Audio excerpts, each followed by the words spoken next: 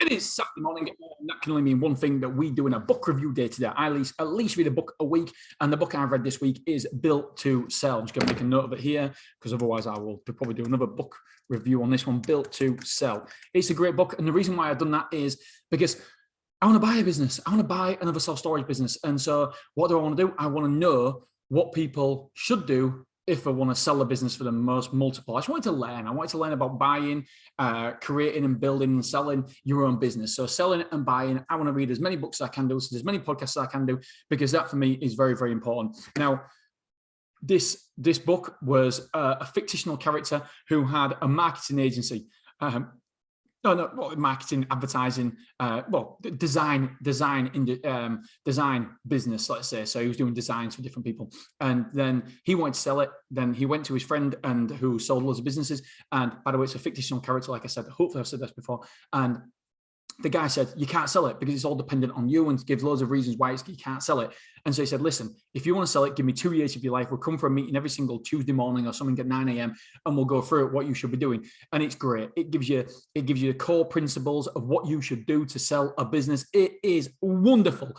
If you have a business and looking to sell it, you have to read this book first. It is fantastic. It is terrific.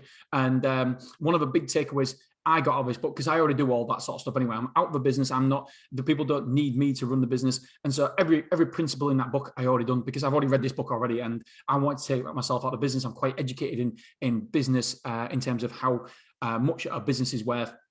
And so I knew that for me to get the best bang for my buck, I need to do certain things. And the principles in this book are timeless, absolutely timeless for everybody out there. So basically, this guy who had a design agency basically changed it from doing designs for all sorts, leaflets, websites, SEO, he changed it to simply just doing logos. He had a process that didn't involve him. He took himself out of the business, and it was dependable. And sometimes it was recurring, because that is you need a recurring business model to get the maximum for your money, for the value for your business.